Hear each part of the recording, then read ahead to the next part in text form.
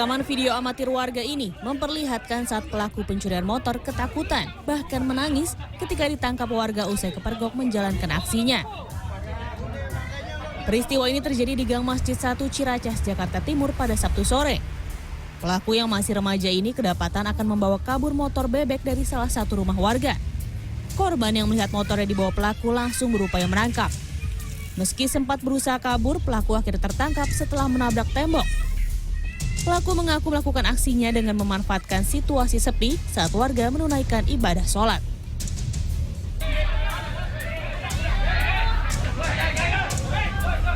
Sementara di Sukabumi, Jawa Barat, 2 pelaku jambret dihajar massa setelah melancarkan aksinya menjambret seorang wanita yang sedang mengisi bensin di SPBU. Pelaku berhasil dikejar oleh warga dan diringkus setelah terjebak jalanan macet. Warga yang kesal dengan ulah pelaku langsung menghakimi 2 pelaku.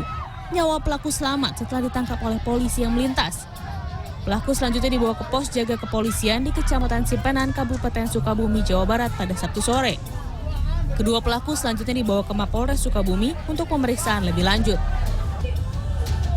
Berusaha mempertahankan sepeda motor miliknya saat dibawa kabur oleh pencuri, seorang wanita ikut terseret di aspal. Peristiwa ini terjadi di depan toko pakaian Jalan Karya Wisata, Medan, Sumatera Utara pada Sabtu siang. Dalam rekaman CCTV, pelaku datang dan langsung membawa kabur sepeda motor milik karyawan toko pakaian tersebut. Korban yang melihat sepeda motor yang dibawa kabur langsung keluar dan berusaha menghentikan pelaku. Saya mau keluar sebentar, saya lagi duduk ngecek HP sebentar, terus pas lihat dia udah ngapain kereta, hidupin kereta. Ya terus saya lari kejar, saya sempat terjatuh juga. Saat ditemui Minggu siang, korban bercerita dirinya mengalami luka di siku tangan dan kaki. Tim Liputan, CNN Indonesia.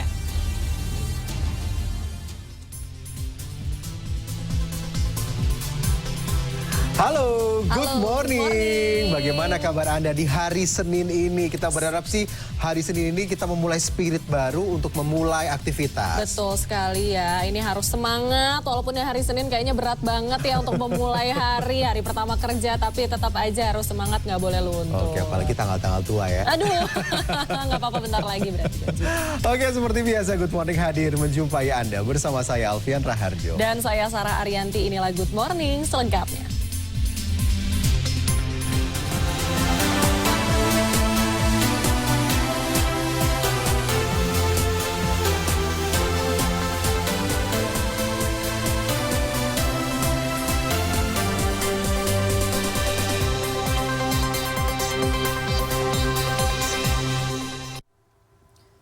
Duka menyelimuti keluarga korban kecelakaan maut di Tanjakan Balas, Panumbangan, Ciamis. Sejumlah korban tewas langsung dimakamkan usai diserahkan ke pihak keluarga. Ya, sementara itu keberadaan sopir bus yang sempat dikabarkan melarikan diri akan diserahkan pihak operator bus. Sopir mengaku meninggalkan lokasi lantaran takut diamuk massa.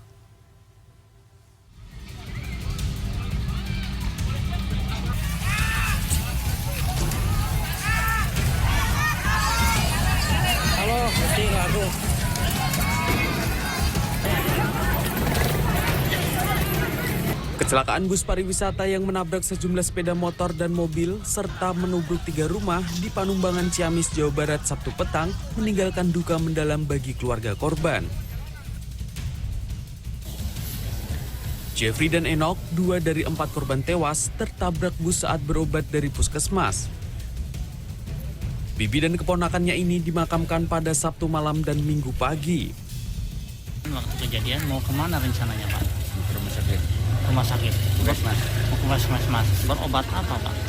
Ya dipatok ular. Dipatuk ular. Yang dipatuk ularnya siapa, Pak? Yang dipatuk ularnya siapa? Bu Noknya.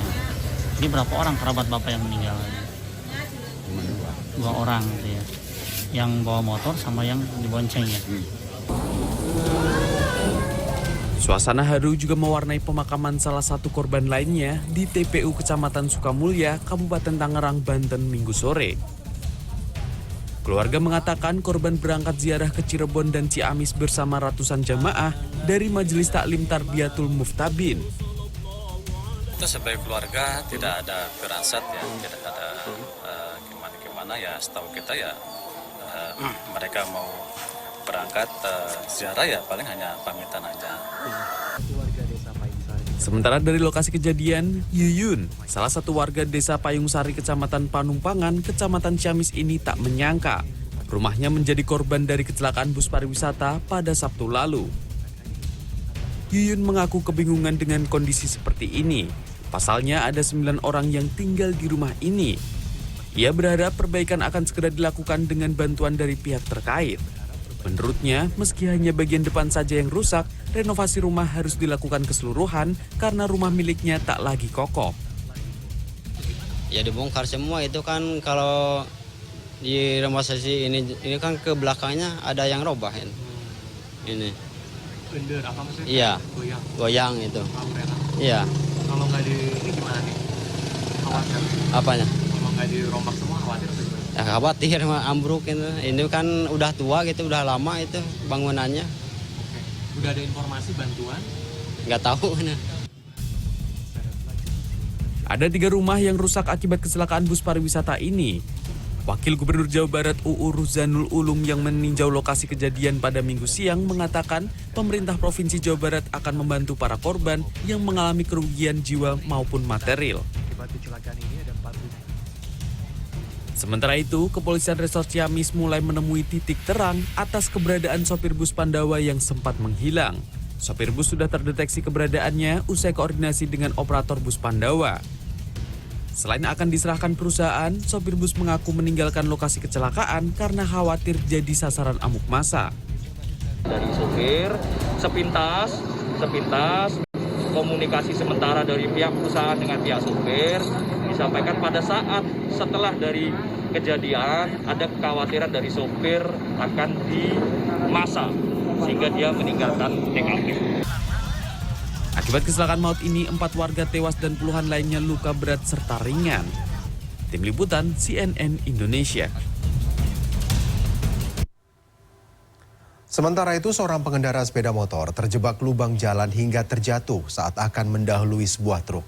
Dan naas, kakinya terlindas truk. Sementara itu tadi malam sebuah mobil terbalik hingga rusak dan mengeluarkan asap. Sebelumnya mobil ini menabrak kendaraan lain.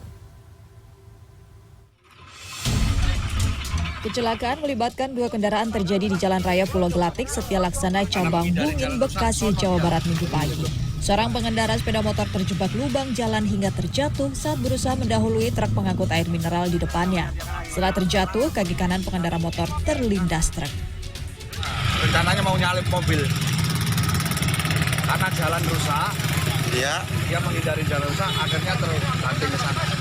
Korban KR2 lukanya paha sebelah kanan terkelupas. Oh gitu. Korban kemudian dilarikan ke RSUD Kabupaten Bekasi Pebayuran. Sementara 2 kendaraan yang terlibat kecelakaan diamankan petugas Polsek Cabang Bungin.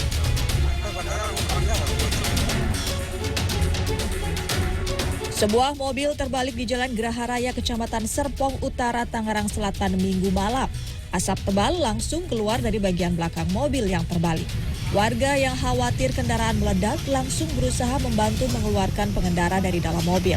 Sebelumnya, mobil melaju dari arah Alam Sutra menuju Ciledug. Di Jalan Geraha Raya, mobil hilang kendali dan menabrak kendaraan lain yang terparkir. Mobil kemudian terpental dan terbalik. Akibat dari kelalaian pengendara mobil dan Nabrak mobil yang diparkir. ya, mobil parkir ditabrak oleh pengendara mobil Darsun. Saat ini tindak lanjutnya seperti apa, Pak? Tindak lanjutnya diselesaikan dengan jalan kekeluargaan. Pengemudi dan penumpang mobil yang terbalik menderita luka ringan. Dibantu warga, mobil bisa dikembalikan ke posisi semula. Tim Liputan CNN Indonesia.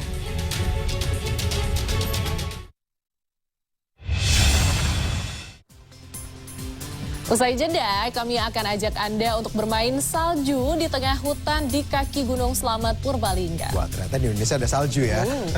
Kita simak keseruannya saat lagi, tetap di Good Morning.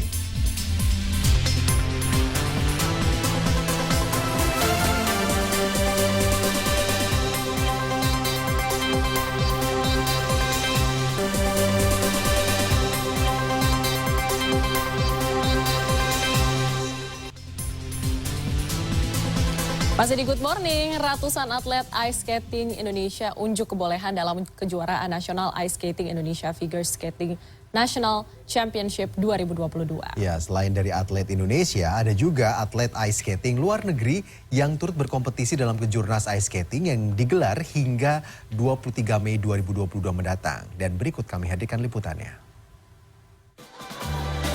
Usai 2 tahun tak digelar, tahun ini Federasi Ice Skating Indonesia atau FISI kembali menggelar kejuaraan nasional Indonesia Figure Skating National Championship yang digelar di Ocean Center Arena, BX Ring Bintaro Exchange Mall mulai hari Sabtu 21 Mei 2022 hingga 23 Mei 2022 mendatang.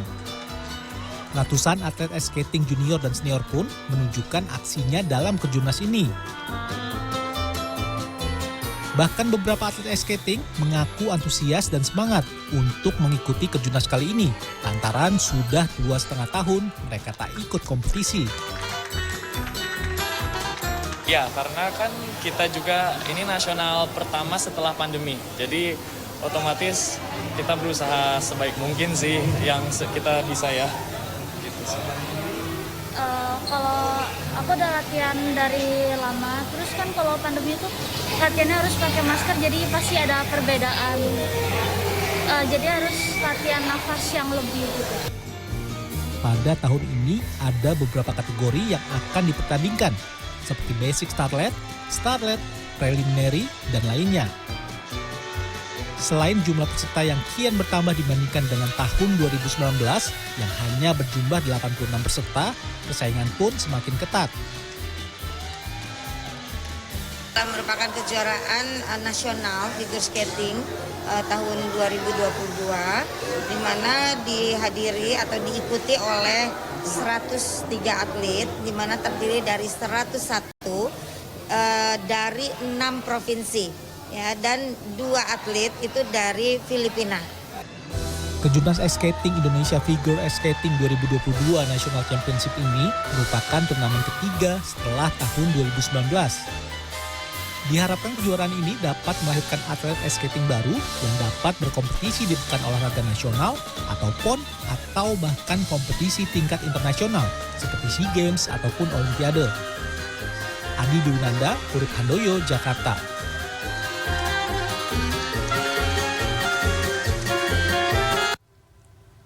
Ya, meskipun ini baru awal minggu, weekend itu masih agak lama, tapi nggak apa-apa lah ya. Kita memulai hari Senin ini, kita akan mengajak Anda untuk melihat sesuatu yang indah-indah dulu di Indonesia. Seperti yang di Luwu Utara, Sulawesi Selatan, ini ada wisata pemandian alam Pincara yang diminati karena aliran air panas yang justru keluar dari mata air. Justru mata air ini muncul di aliran Sungai Masamba. Oke, kalau itu kan yang panas-panas ya, air panas. Ini mungkin siapa tahu mau yang dingin-dingin, gitu kan ya. Ada nih di Gunung Selamat, di kaki gunungnya di Purbalingga, Jawa Tengah terdapat taman salju yang mirip banget suasananya di negeri Sakura, Jepang.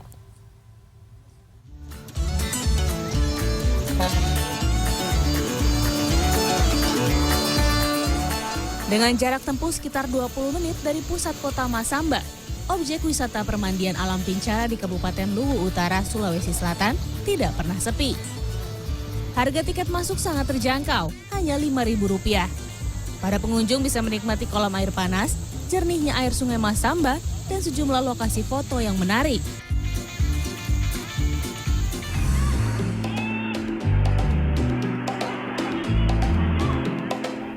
Nah, sementara tadi wisata air panas, di Desa Serang, Kecamatan Karangreja, Purbalingga, Jawa Tengah, ada wisata Taman Salju. Lokasinya tepat berada di kaki Gunung Selamat. Dengan membayar Rp10.000, Anda dapat menikmati suasana Eropa dan Jepang. Bukan hanya pada masa libur panjang, Taman Salju yang terletak di tengah hutan pinus ini juga ramai pada hari biasa. Para wisatawan memadati setiap sudut kawasan wisata ini. Mereka terdiri atas remaja dan orang tua yang mengajak keluarganya. Selain itu, di lokasi wisata ini terdapat hujan salju buatan. Hujan salju dibuat dari bulir sabun herbal yang aman untuk kulit dan mata. Oh, dingin. Oh, salju ya. Kamu pernah bermain kali ini? Belum. Kali ini. Baru kali ini. Senang kamu?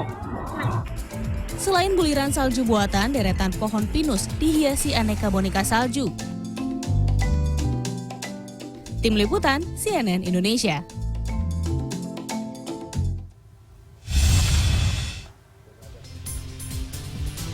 Lifter muda Indonesia berhasil memecahkan rekor SEA Games di kejuaraan angkat besi putra kelas 73 kg. Ya, selain itu ada pula tambahan medali yang disumbang dari lifter muda putri. Informasi selengkapnya usai jeda, tetap di Good Morning.